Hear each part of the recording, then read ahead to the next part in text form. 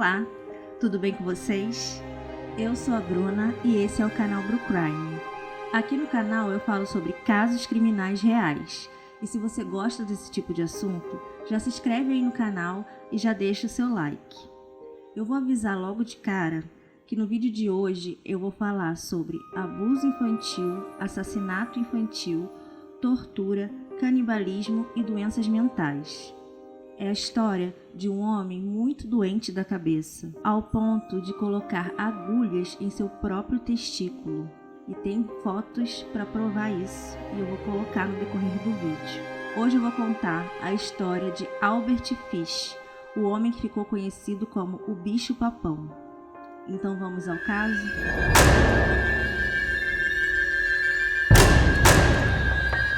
Ele se chamava Hamilton Fish. Nasceu em maio de 1870. Era o caçula de 5 filhos, de Ellen e Randall Fish. Eles moravam em Washington, Estados Unidos. Ele mudou seu nome na adolescência para Albert, que era o nome do seu irmão que tinha morrido. Era dito que ele odiava esse nome Hamilton. Então, quando o irmão dele morreu, eu não tenho informações de como foi a morte do irmão, mas após a morte desse irmão, ele resolveu usar o nome Albert, por causa de apelidos que ele recebia no colégio, e isso incomodava muito ele, e ele odiava esse nome Hamilton. Então ele adotou Albert e ficou usando esse nome para o resto da vida. Os pais dele tinham 45 anos de diferença de idade entre um e o outro. Quando o Albert nasceu, o pai dele tinha 75 anos. E quando ele completou 5 anos, o pai dele morreu. Após a morte do pai dele, a mãe entrou num luto profundo e ela meio que perdeu a cabeça. Ela ficou totalmente diferente do que ela era antes. Ela já era mentalmente instável, mas após a morte do marido, ela piorou muito e acabou não conseguindo cuidar dela mesma e nem dos filhos.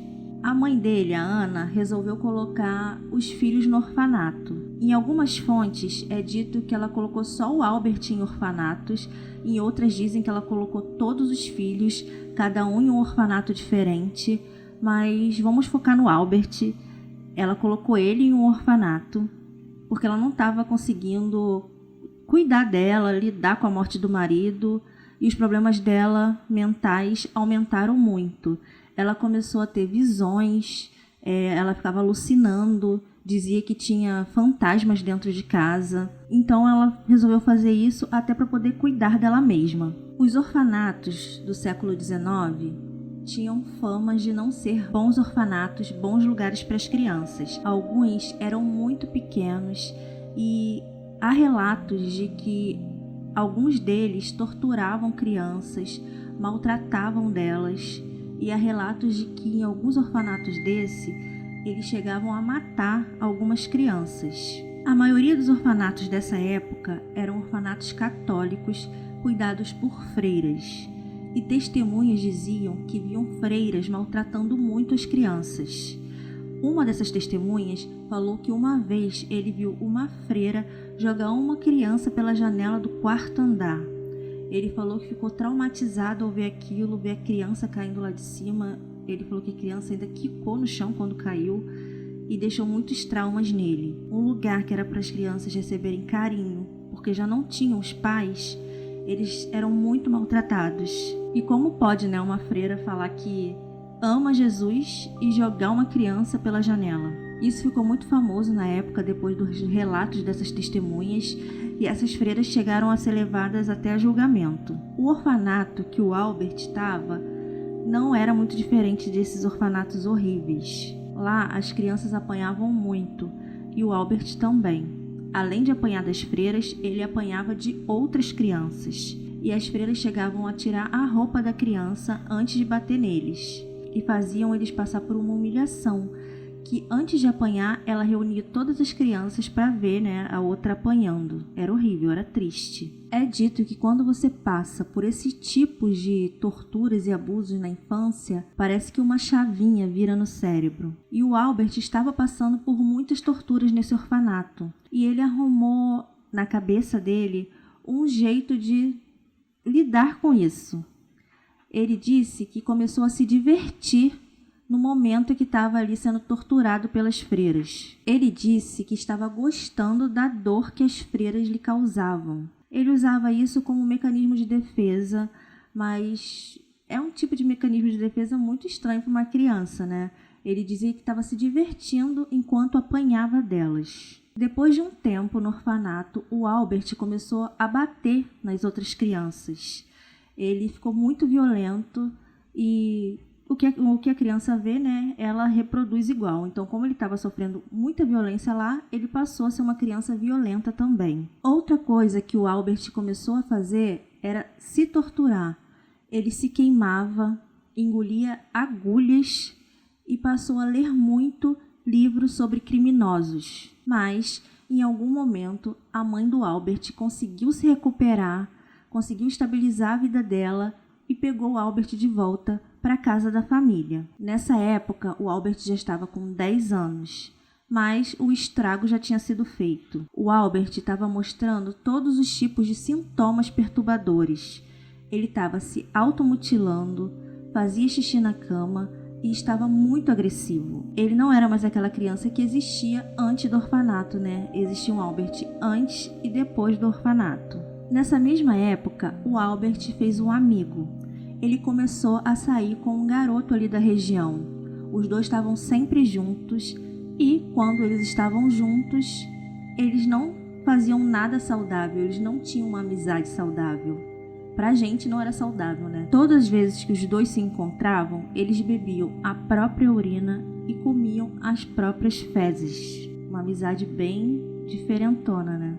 Os outros hobbies do Albert também não eram nada bons. Ele passou a visitar piscinas públicas onde ele dizia que podia ver jovens sem roupa. E quando isso não era o bastante para ele começou a frequentar casas de banho públicas também e dizia que nessas casas de banho ele ficava olhando os outros meninos trocarem de roupa. Nisso, gente, ele tinha por volta de 10, 11 anos. É normal uma criança querer explorar sua própria sexualidade, mas no caso do Albert não estava sendo nada normal. Ele ainda era muito novo e estava fazendo isso de uma forma que estava invadindo a privacidade de outras pessoas. Então, no caso dele, esse jeito de explorar a sexualidade dele estava muito errado. Uma outra coisa que o Albert, ainda criança, gostava de fazer era responder anúncios dos classificados de jornais, anúncios de namoro. A época que a gente está falando é o final de 1800. Nessa época, havia muita pressão sobre as mulheres que elas deviam se casar cedo. As mulheres que não se casavam cedo, que ficavam solteiras até mais velhas, passavam por muitos preconceitos e eram vistas como solteironas. Nessa época, isso era realmente um problema. As mulheres queriam se casar logo, não queriam ter, né, esse rótulo de solteirona, até porque quando era uma mulher mais velha e solteira, as outras pessoas não queriam nem ficar perto delas. Era como se elas fossem um ser de outro planeta, vamos dizer assim. Eu contei um caso aqui no canal sobre a Mata Hari, que o casamento dela foi desse jeito, foi respondendo um anúncio de jornal para poder se casar, e foi assim que ela encontrou o marido dela. Eu vou deixar o card aqui para vocês verem, que eu já contei a história dela aqui no canal, e também vou deixar o link aqui na descrição. Aí quando acabar esse vídeo, vocês vão lá dar uma olhadinha, a história dela é bem interessante. Então as mulheres colocavam anúncios nos jornais, nos classificados, falando um pouco sobre elas, sobre a família delas, e dizendo que queriam um marido, um namoro e tal. Era o namoro da TV da época, era assim que eles se comunicavam para poder encontrar um namorado. E o Albert começou a responder esses anúncios. Só que ele respondia com textos muito vulgares e de formas muito obscenas. Lembrando que ele só tinha 11 anos nessa época. Fico pensando, cadê a mãe desse menino que não estava vendo nada disso acontecer? Mas ele estava aí fazendo tudo isso sem a supervisão de ninguém. Ainda com 11 anos, ele decidiu que queria trabalhar. Talvez fosse até bom para ele trabalhar e ocupar a mente, né? Mas adivinha onde ele foi procurar esse trabalho? justamente na casa de banho. E lá ele começou a trabalhar com sexo. Albert estava com 12 anos e começou a se prostituir para ganhar dinheiro.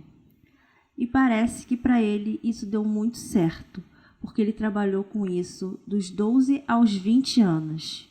Quando ele completou 20 anos, ele foi para Nova York, continuou trabalhando nessa área e trabalhava lá em tempo integral.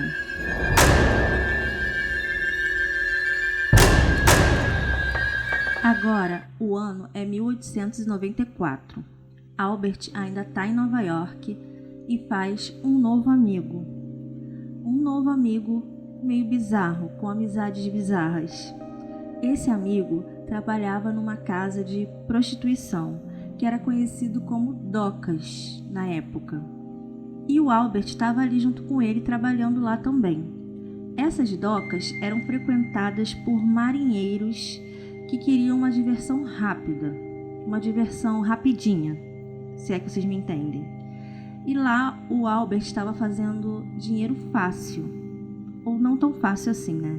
Mas ele estava conseguindo receber bastante dinheiro nesse trabalho. Esse amigo do Albert apresenta ele para um capitão de um navio. O nome desse capitão era John Davis. O Albert e esse capitão ficam conversando ali por alguns momentos e esse capitão diz para ele que estava em uma rota para a China. Ele já tinha feito essa rota várias vezes e nessa época a China estava passando por um momento de fome muito grande e esse período de fome da China foi brutal. Mais de 13 milhões de pessoas morreram nessa época e foi chamada como Fome do Norte da China. Foi assim que ficou conhecido esse período. Nesse período, a fome era tão grande que quem conseguia um pedaço de carne, ganhado ou comprado, era como se tivesse conseguido um prêmio. Era tão difícil que alguns pais vendiam seus próprios filhos em troca de carne. Então, esse capitão, John Davis, que já tinha feito essa rota para a China várias vezes, confessou para o Albert que ele amava comer carne humana. E ele disse que ele comia carne de crianças da China. Albert, mostrou interesse pelo assunto e perguntou para o capitão como ele fazia isso. E o capitão falou para ele que tinha sequestrado 2 crianças, uma de 7 e uma de 11 anos, e que comeu a carne deles. Falou que a carne era muito saborosa, que tinha gosto de vitela. Nós, pessoas normais, se ouvíssemos uma coisa dessas, a gente ia ficar tipo, o quê? Ia denunciar pra polícia, fazer alguma coisa. Normal não podia ser, não é um papo normal esse. Mas, pro Albert, que já tinha esses probleminhas, ficou pensativo com isso que ele ouviu do capitão. Logo após o encontro com esse capitão, o Albert foi atrás de vários livros que falassem sobre o canibalismo.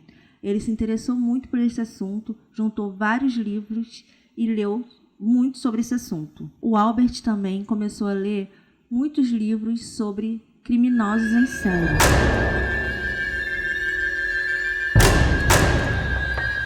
Albert ainda era jovem, porém solteiro, e a sua mãe fica muito preocupada com ele por causa disso. Então ela resolve apresentar ele a uma mulher chamada Ana, e dá certo. Albert conhece a Ana e os dois ficam juntos. Ele arruma um emprego como pintor e depois se casam. E depois de casados, o casal tem 6 filhos juntos. Realmente, eles estavam muito ocupados nesse momento. 6 filhos, Mas o Albert acaba ficando entediado e se mete em encrenca. Ele é preso por fraude. E depois que ele é solto, as coisas começam a ficar mais obscuras. E é nos próximos 6, 7 anos que o Albert começa a agredir sexualmente crianças e acontece a primeira morte. E segundo relatos do próprio Albert, ele disse que ele escolheu pessoas que não fizessem falta para a sociedade e que não seriam procuradas pelo seu desaparecimento. O alvo dele eram pessoas pretas, com problemas mentais e pobres. E o trabalho do Albert como pintor, ele era autônomo, fazia com que ele pudesse se locomover para vários lugares diferentes. E nesses lugares que ele trabalhava, foi quando ele começou a procurar os seus alvos e pessoas, né, nesse estilo que eu falei para vocês, de que se desaparecessem não iam fazer falta para a polícia, não iam fazer falta para ninguém na cabeça dele, né? Um outro grupo que era alvo do Albert eram pessoas com deficiência física.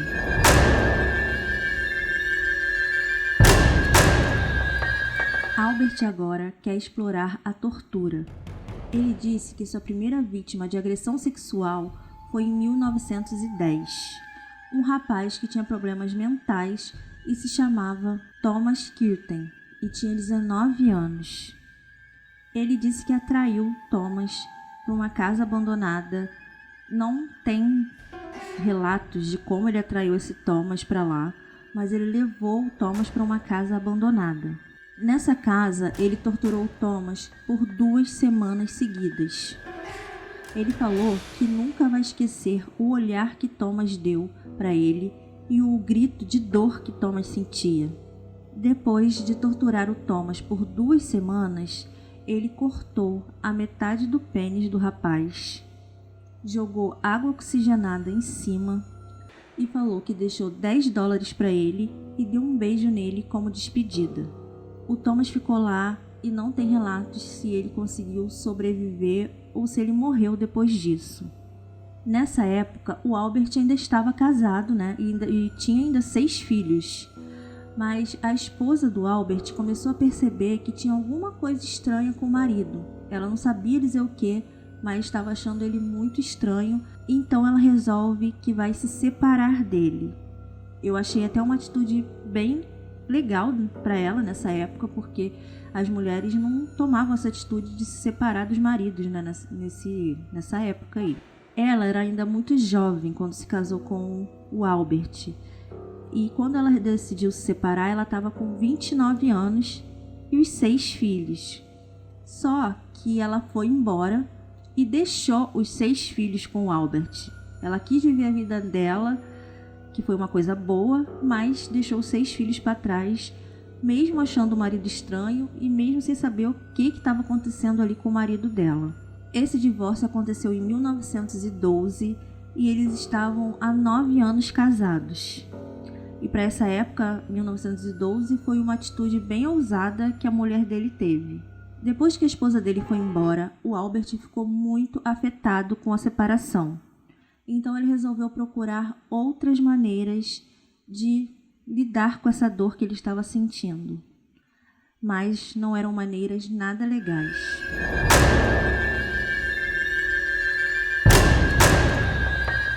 O Albert passou a comer carne crua e alimentar os seus 6 filhos com carne crua também. Outra coisa que ele começou a fazer nele mesmo foi enfiar várias agulhas e agulhas grandes no seu próprio testículo. Ele enfiava a agulha inteira. Tipo, que dor que devia ser. Ele passou a criar coisas que ele dizia que eram instrumentos do inferno. E eram essas ferramentas diferentes que ele estava criando que ajudava ele a torturar essas crianças.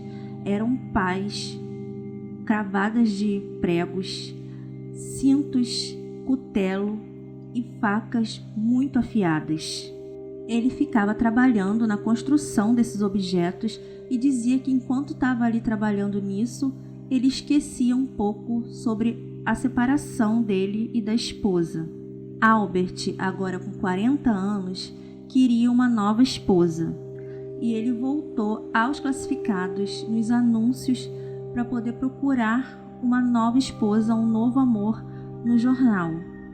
Dessa vez, ele escreveu várias cartas românticas, né, do jeito dele, para várias mulheres diferentes para tentar encontrar algum amor.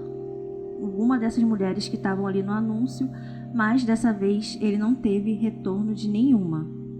Mas depois de um tempo ali procurando esse novo amor, ele conseguiu encontrar uma nova esposa.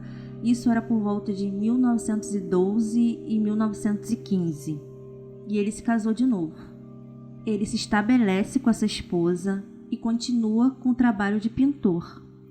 E ele é contratado por uma igreja para poder desenhar anjos no teto dessa igreja. E ele deveria até ser um bom pintor mesmo, né? Porque para fazer esse tipo de desenho e ser chamado, né, por uma igreja para fazer esses desenhos de anjos, então ele deveria ser até um bom pintor. Mas não demorou muito para essa segunda esposa ir embora e abandonar ele também. Enquanto ele estava lá nesse trabalho na igreja pintando esses anjos, ele disse que esses anjos começaram a falar com ele. Ele ouvia vozes dentro da igreja e essas vozes incentivavam ele a cometer crimes e diziam que era em nome de São João Apóstolo. São João Apóstolo foi quem escreveu o último livro da Bíblia enquanto estava no exílio, o Apocalipse. Segundo Albert, era o São João Apóstolo que estava pedindo que ele cometesse esses crimes. Ele ouvia as vozes que falavam para ele fazer isso, mas a gente não sabe, né, se isso era verdade ou se era uma mentira dele, mais uma história que ele estava inventando para justificar os crimes que ele ia fazer.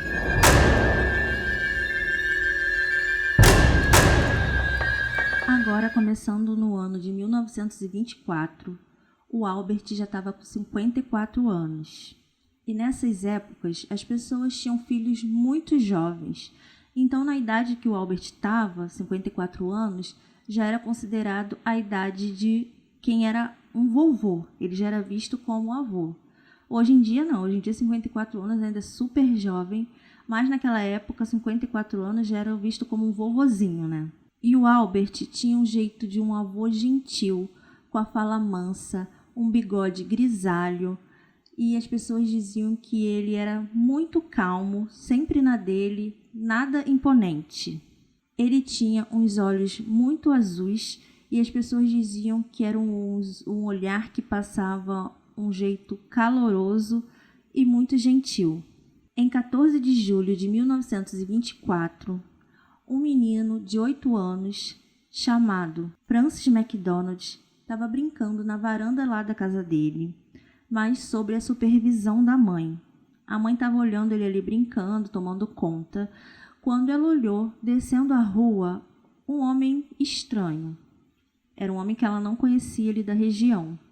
Posteriormente, ela descreveu esse homem como um idoso, com bigodes grisalhos, que parecia ser um senhor bem calmo, mas só que ela falou que o que chamou a atenção nele é que ele estava falando sozinho e fazendo gestos muito bruscos.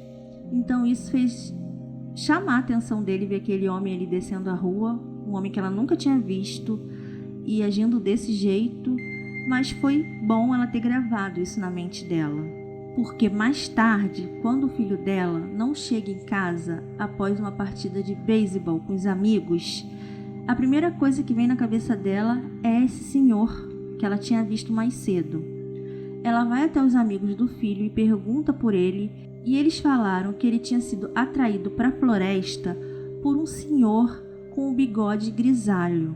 Então ela já tinha certeza que era esse homem que ela tinha visto descendo a rua, tinha pego o filho dela. As crianças resolvem ir até a floresta para procurar pelo Francis, e quando eles entram na floresta, eles se deparam com o menino pendurado na árvore pelos seus próprios suspensórios. Francis tinha sido abusado sexualmente, espancado, e a sua parte de trás da coxa havia sido arrancada. E o Albert depois disse que ele comeu a carne do menino. O Albert nunca foi pego pelo assassinato do menino, do Francis, mas saiu na mídia e ele ficou conhecido como o Homem Cinzento. O Albert afirmou que matava desde 1910, mas a gente não tem relato de todas essas crianças e a gente também não sabe se é verdade isso que ele estava falando. Esses crimes que eu estou contando e esses assassinatos foram o que ele confessou posteriormente. O próximo crime do Albert foi com um garotinho de 4 anos chamado Billy Gaffney. Em 27 de fevereiro de 1927, o Billy foi visto pela última vez brincando com um amigo no corredor do seu apartamento que ficava no Brooklyn. Depois de um tempo, as crianças pararam de brincar e notaram que eles tinham sumido ali de onde eles estavam brincando. E foram procurar onde estava o Billy e o amigo. As pessoas que estavam procurando encontraram o amigo do Billy em cima de uma laje, de um terraço. E ele estava muito assustado, tremendo inteiro, desesperado. As pessoas perguntaram para ele o que estava acontecendo e esse amigo do Billy falou que o bicho-papão tinha sequestrado o Billy. A polícia foi acionada e a vizinhança se juntou para poder procurar aonde estava o Billy, mas ele nunca foi encontrado. Até que aparece uma testemunha e disse que viu um homem idoso com um bigode grisalho andando com o Billy na rua. E esse senhor que estava com ele estava tentando fazer ele parar de chorar. E essa era a única pista que a polícia tinha. Apesar de toda a procura da polícia, de todas as buscas que eles fizeram, Billy nunca foi encontrado e nem o seu corpo. Mais tarde, o Albert detalhou tudo o que ele tinha feito com o menino. Então, gente, estão prontos para ouvir o que ele disse? Albert disse que levou o Billy, de apenas 4 anos, para um lixão, amarrou o menino, depois de ter tirado toda a roupa dele, e amordaçou ele com um pano sujo. O Albert depois queimou todas as roupas do menino e os sapatos e jogou no lixo. Depois de ter feito isso, ele teve uma atitude meio estranha. O Albert deixou o Billy lá no lixão, amarrado, vivo e sozinho, e foi para casa. Ele disse que foi para casa para buscar os instrumentos de tortura dele. E ele só retornou no lixão para ver o Billy no dia seguinte, às 2 horas da tarde. Ele estava certo, de que ninguém ali ia naquele momento aparecer no lixão e encontrar o menino. Ele realmente estava certo, porque o menino ainda estava lá quando ele voltou. O Albert tinha construído um chicote com os cintos dele, e esse chicote tinha 9 pontas. Ele construiu aquilo para poder arrancar a pele da criança. E ele fez isso com o Billy. Ele disse que chicoteou o Billy até ver o sangue escorrendo pelas pernas. Depois de ter chicoteado o menino, ele falou que cortou as orelhas, cortou o nariz, arrancou os olhos e cortou a boca do menino de orelha a orelha. Lógico que o Billy não sobreviveu a isso. Albert ainda corta pedaços da barriga do Billy, da coxa, junta com todos os outros pedaços que ele já tinha cortado, a orelha, o nariz, os olhos, e leva para casa. E o que restou do corpo do Billy, ele coloca em sacos e joga num lago que tinha ali próximo. A carne que ele levou para casa, ele disse que fez um ensopado, usando o nariz, as orelhas, os olhos, pedaços da carne do rosto e da barriga. Ele falou que demorou 4 dias para comer toda a carne do menino. Não sei se ele também deu essa carne para os filhos, mas provavelmente sim. Não tem muitas informações de como ele criava os filhos dele. Só no final que vai ter relato dos filhos, mas nesse período não tem muita informação. Mas provavelmente ele deve ter dado a carne para os filhos comerem também. O Albert nunca foi pego e nunca foi suspeito pelo assassinato do Billy. E depois da morte do Billy, a mídia começou a chamar esse assassino de bicho-papão. Foi daí que veio esse apelido, bicho-papão. Muitas pessoas falam que foi a partir dessas histórias do Albert que as mães começaram a amedrontar os seus filhos, falando: olha, cuidado que o bicho-papão vai te pegar. Dizem que foi daí que surgiu isso, mas não tenho certeza se é mesmo. Mas se for, faz muito sentido.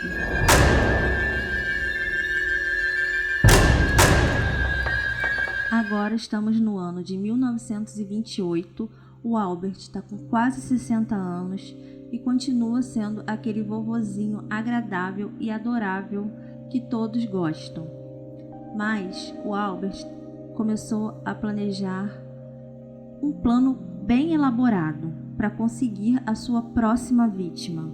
Albert Fish usa um nome falso chamado Frank Howard para publicar um anúncio no jornal dizendo ser um fazendeiro que estava oferecendo um emprego para uma pessoa que estivesse disposta a morar e se alimentar na fazenda que ele disse que tinha em Long Island e que ele pagaria $15 por semana para essa pessoa.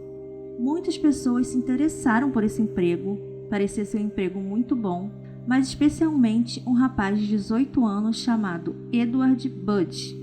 Ele respondeu ao anúncio do Albert, que estava usando o nome falso de Frank na época, dizendo que tinha se interessado pelo emprego. O Albert responde o rapaz, dizendo que vai até a casa dele. Meio estranho, né? Uma pessoa oferecendo emprego e ainda vai até a casa dele, mas o Albert disse que ia até a casa do Edward para poder conhecer ele e dizer se ele iria ou não ficar com o emprego. E o Albert foi. No dia 3 de junho, o Albert / Frank vai até a casa da família do Edward, dizendo ser um fazendeiro, mas a verdade é que Albert nunca teve nenhuma fazenda, nunca foi fazendeiro. E chegando na casa da família, ele foi super agradável, levou até presentes, queijos e morangos que ele dizia ter pego da própria fazenda. A família ficou muito feliz com o presente, e com a consideração que o Albert estava tendo com o Edward de oferecer esse emprego, porque a família estava passando por muitas necessidades e esse emprego seria muito bom para o Edward. A família acha o Albert tão simpático que convidam ele para entrar e almoçar. E quando o Albert entra na casa, ele vê que o Edward tem uma irmãzinha mais nova, uma menininha de 14 anos que estava em pé na escada. A irmãzinha do Edward chamava Grace Budd. Ela sofria de anemia na época, talvez por desnutrição, porque a família era muito pobre. Ela era uma menina muito frágil e muito fraquinha. E ela também simpatizou com Albert de cara. A família dela ficou até impressionada, porque disse que ela não simpatizava assim com ninguém. Ela mesma sentou no colo do Albert, a Grace, e começou a conversar com ele, dizendo que tinham poucos amigos, que não saía de casa praticamente nunca e que ela não se sentia muito feliz assim. O Albert, um oportunista, aproveitou daquele momento ali e na cabeça dele ele mudou os planos. Ele não queria mais levar o Edward para a casa dele. Ele ficou interessado na Grace. Então ele inventou ali na hora, dizendo: olha que coincidência, hoje eu estou indo para a festa de uma sobrinha minha, que ela é igual você, também tem poucos amigos, vocês iam gostar muito de se conhecer. Você quer ir na festa de aniversário dela comigo? A Grace ficou super empolgada e o mais impressionante é que a família tinha acabado de conhecer o Albert, mas já estavam confiando muito nele. A família deixou que a Grace fosse com ele no aniversário. A menina tinha ficado muito feliz e muito empolgada com o convite. Então Albert disse que a levaria no aniversário, depois deixaria ela em casa e buscaria o Edward para levar para a fazenda para ele começar a trabalhar lá. A família acreditou e os dois saíram se despedindo da família e foi a última vez que a família Budd viu a Grace com vida. Posteriormente, a mãe da Grace descreveu o Albert como um senhor grisalho com lindos olhos azuis e com um jeitinho muito gentil.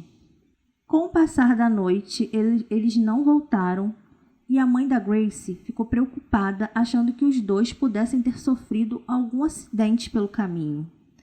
Então, na manhã seguinte, eles correm para a delegacia para poder saber se tinha ocorrido algum acidente naquela noite, e os policiais dizem que não tinha relato de acidente nenhum com nenhum idoso e com nenhuma criança. Então eles começam a ficar muito preocupados com o que poderia ter acontecido com a Grace. A polícia procura se existe algum homem com o nome de Frank Howard, mas não existem registros nenhum de nenhum homem, nenhum fazendeiro com esse nome. Com a Grace desaparecida, esse caso chama muita atenção. A mídia e a população estão falando disso o tempo inteiro. A única evidência que a polícia tinha que pudesse ser uma pista para achar esse homem seriam algumas impressões digitais e a caligrafia da assinatura, né, que ele fez no telegrama que ele enviou para o Edward, dizendo que ia visitar a família. Então essas eram as únicas evidências que a polícia tinha naquele momento.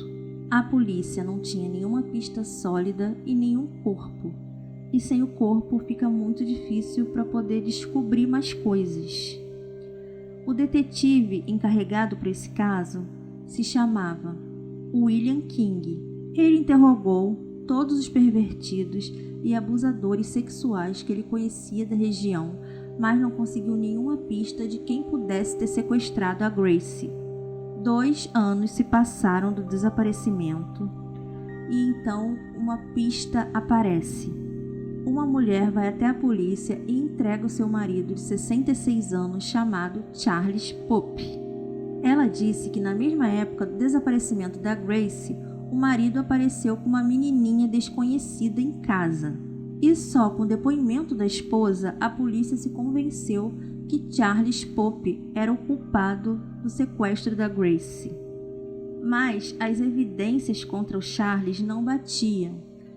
As impressões digitais não se encaixavam nas impressões digitais dele e a caligrafia dele era muito diferente da caligrafia que eles tinham do homem que ele disse ser chamado Frank Howard, que na verdade era o Albert.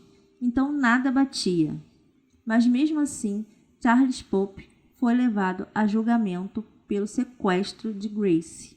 Depois do julgamento, o caso foi arquivado porque ali, enquanto estava tendo julgamento, eles descobriram que tudo não passava de uma mentira da esposa do Charles para poder se vingar dele. Eu não imagino o que esse homem deve ter feito para essa mulher, de tão ruim assim, para ela poder querer se vingar do marido, incriminando ele de sequestro de uma menininha de 14 anos.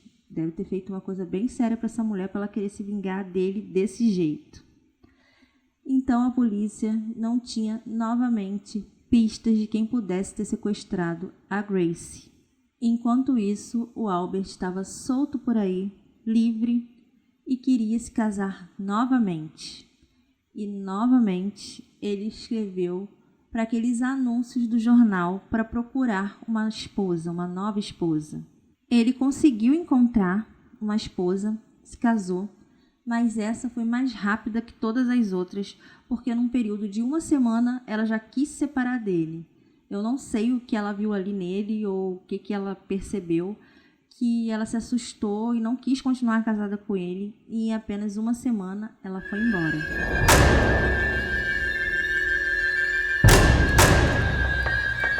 O Albert foi preso por escrever cartas obscenas para mulheres naquele anúncio do jornal.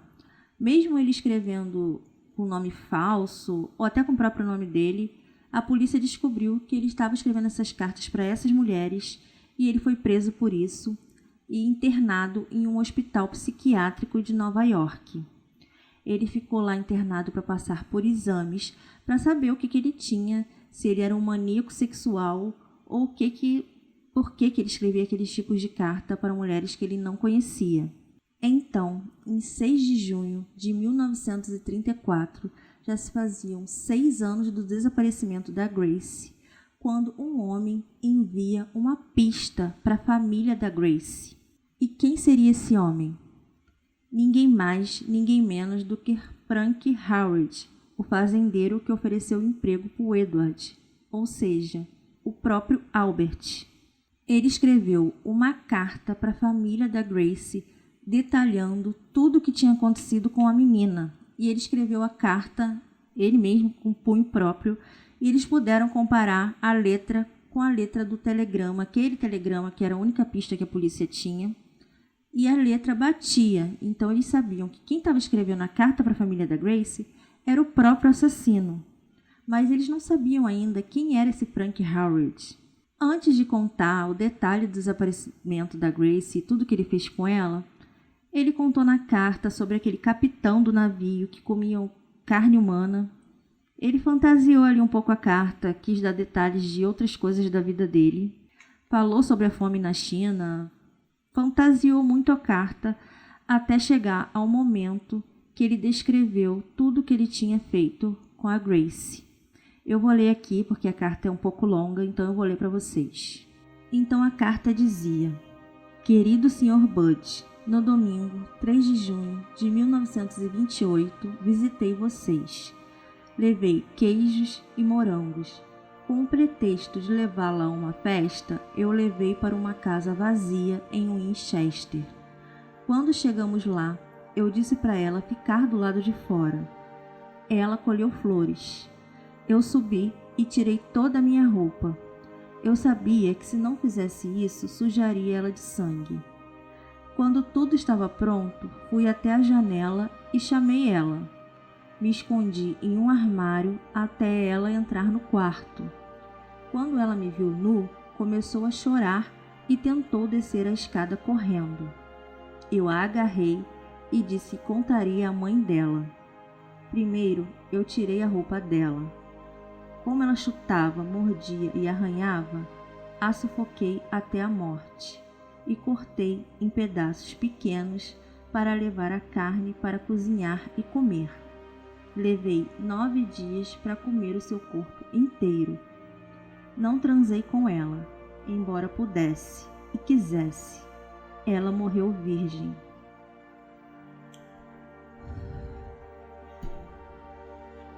Essa foi a carta que ele enviou para a família da Grace. Eu fico pensando, né? Como esse homem foi cruel em escrever essa carta. Eu não sei se ele já estava querendo ser pego e preso por esse crime, ou ele estava querendo se gabar pelo que ele tinha feito com a menina. Mas, gente, é pesado, né? Eu avisei que ia ser pesado. Mas essa carta foi o que levou à captura dele. Esse tipo de pessoa que é narcisista como ele, e o Ted Bundy também, gostavam de contar e se gabar do seu próprio crime, né? Gostavam de contar em detalhes. Tanto que o Ted Bundy, no julgamento dele, ele gostava de ficar ouvindo os promotores e vendo as fotos das mulheres que ele tinha matado. Parecia que toda vez que ele falava sobre o assunto, fazia com que ele voltasse até o dia do crime. E ele ficava feliz em ouvir isso. Também tem um vídeo do Ted Bundy aqui no canal. Eu vou deixar também o card aqui para vocês e o link aqui na descrição para vocês assistirem depois. Mas é difícil, né? Ainda bem que é difícil entender a cabeça de gente assim. Esse caso me deixou bem pensativa e pensando muito nisso, porque são crianças, né, gente? Então é difícil, mas eu vou pedir para vocês deixarem o like aí para mim no vídeo, para eu continuar trazendo esses tipos de caso para vocês, porque não é fácil. Eu consigo me desligar do caso muito rápido. Eu escrevo um caso e outro e me desligo dele totalmente. Mas esse me deixou muito pensativa e muito triste, sabe, com tudo que aconteceu com essas crianças, porque eu tenho um filho de 9 anos e eu não consigo nem imaginar qual seria a minha reação se isso acontecesse com ele, e ainda mais receber uma carta do assassino contando em detalhes o que tinha feito. É muito triste, né, gente? Mas vamos continuar aqui. O envelope que o Albert usou para escrever a carta, ele tinha um selo e era um selo rastreável. A polícia conseguiu rastrear o selo desse envelope até um local específico que ficava em Nova York. Era de uma associação de lá, que só eles usavam esse selo. Então a polícia fez testes em todas as pessoas que participavam dessa associação, teste de caligrafia, para ver se alguma delas se encaixavam com a caligrafia da carta, mas nenhuma delas se encaixou, porque nenhuma delas, né, era do Albert. Então ninguém ali tinha caligrafia igual. Então a polícia novamente não sabia quem eles estavam procurando. Até que um zelador foi atrás da polícia e disse que uma vez ele tinha levado vários envelopes desses, né, rastreáveis, para a casa dele, para o apartamento que ele tinha morado, e a polícia perguntou, né, então, onde estavam esses envelopes, e ele falou: ainda estavam no meu apartamento, mas eu me mudei de lá. Então, a polícia pegou o endereço desse apartamento e correu até lá o mais rápido possível, porque eles queriam logo descobrir quem era esse assassino. E chegando no apartamento, eles falaram com a proprietária de quem poderia ter alugado ele depois que esse zelador saiu. E a proprietária falou que realmente um senhor grisalho, muito simpático, tinha alugado o apartamento, mas que ele tinha acabado de sair, literalmente dali. Tinha acabado de sair, um pouco antes da polícia chegar.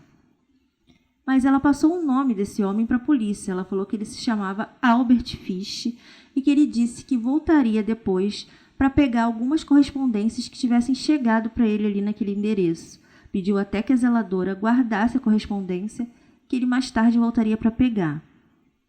A polícia ficou ali, tomando conta e vigiando a região para ver quem era esse homem quando ele voltasse para pegar as correspondências dele. A polícia ficou ali por alguns dias e no dia 13 de dezembro de 1934, eles finalmente pegam ele. Aos 64 anos, Albert finalmente foi preso.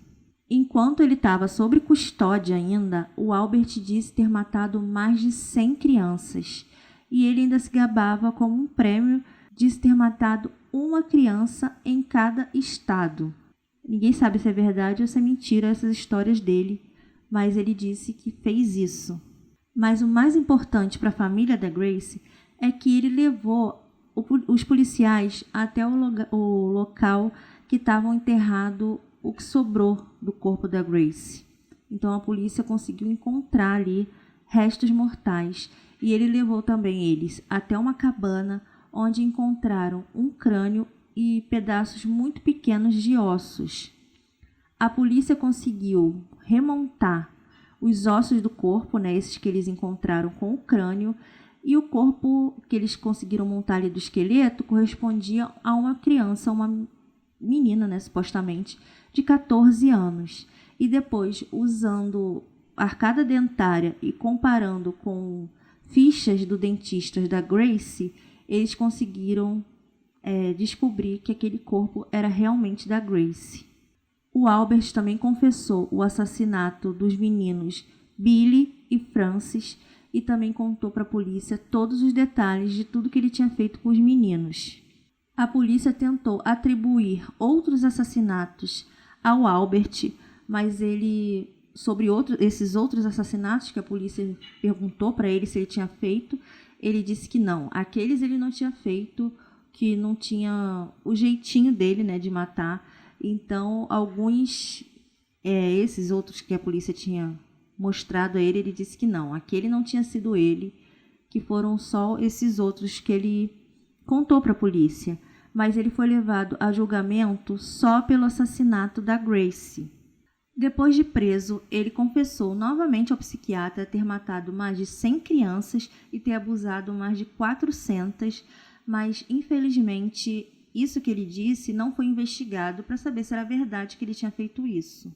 O julgamento do Albert pela morte da Grace começou no dia 11 de março de 1936 e mais de 300 pessoas foram até o tribunal. A comunidade ali estava muito abalada com tudo que tinha acontecido e eles foram até lá para pedir justiça. A promotoria começou o caso chamando o Albert de assassino sangue frio. A defesa do Albert argumentou que ele não era responsável pelos seus atos e que os psiquiatras que cuidaram dele tinham muito a dizer sobre isso. Quando questionado se ele sabia o que era canibalismo e assassinato, ele disse que sim, um simples sim, mais nada. Ao longo do julgamento, o passado do Albert foi questionado pela defesa, né? O tempo que ele passou no orfanato, os seus 3 casamentos, o quanto isso pode ter afetado a cabeça do Albert. Eles estavam tentando de tudo ali para poder livrar o Albert da culpa de ter matado essas crianças. Os filhos do Albert também foram testemunhar e disseram que ele sempre foi um bom pai e que eles não tinham nada para falar além disso, que ele tinha sido um ótimo pai. Eles também falaram que o Albert nunca abusou de nenhum deles e que ele tratava os filhos muito bem. O filho disse que o pai tinha sim alguns gostos estranhos, que inclusive encontrou uma vez uma pá cheia de pregos jogada ali na casa, e que uma vez eles presenciaram o pai nu em cima de uma colina gritando: "Eu sou Jesus Cristo". Mas para eles isso era porque o pai era excêntrico, não um assassino. E vocês lembram que no início do vídeo eu contei que o Albert se automutilava e que ele enfiava agulhas no seu próprio testículo? Então, isso também foi usado pela defesa do Albert. Eles conseguiram a foto do raio-x, eu vou colocar aqui a foto para vocês, onde aparece o Albert com várias agulhas enfiadas nele. Esse raio-x foi tirado, pela polícia quando ele foi preso, e a defesa quis usar isso para dizer que ele era mentalmente instável, que ele realmente tinha problemas mentais. A tentativa da defesa de alegar insanidade do Albert não se sustentou. O pai da Grace foi até o julgamento e o juiz pediu que ele andasse na sala e apontasse quem era o homem que tinha sequestrado a sua filha.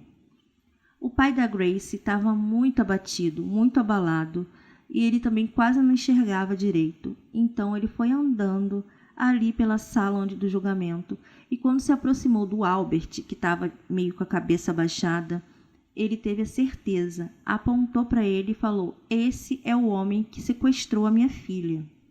Após 10 dias de julgamento, Albert Fish foi considerado culpado pelo sequestro e assassinato de Grace Budd.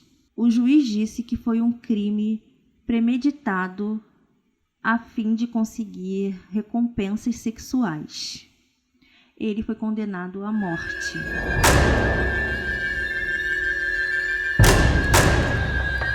Agora, no corredor da morte, Albert disse que essa era uma experiência definitiva que ele nunca tinha experimentado na vida dele, que era a morte.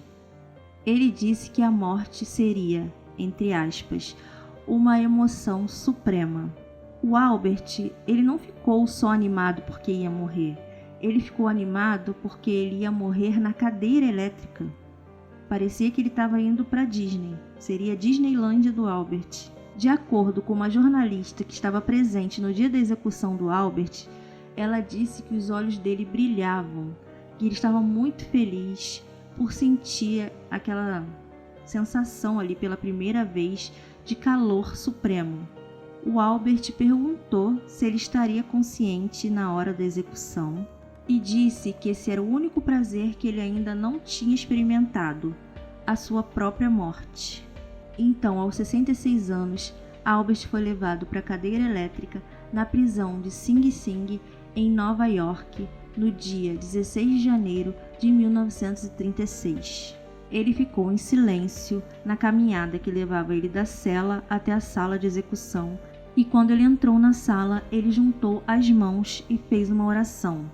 Às 11h09 da noite, Albert Fish foi declarado morto. Então, gente, esse foi o caso de hoje. Eu acho que é o pior caso que eu já contei até hoje aqui no canal. Infelizmente, o Albert Fish era um homem muito doente, que não recebeu tratamento e que não foi pego o quanto antes para evitar que ele cometesse todos esses outros crimes. Também fiquei pensando muito nos filhos dele. Espero que os filhos dele tenham ficado bem e que nenhum tenha seguido os passos do pai, porque não tem informações sobre eles. E esse caso do Albert ficou muito conhecido na época.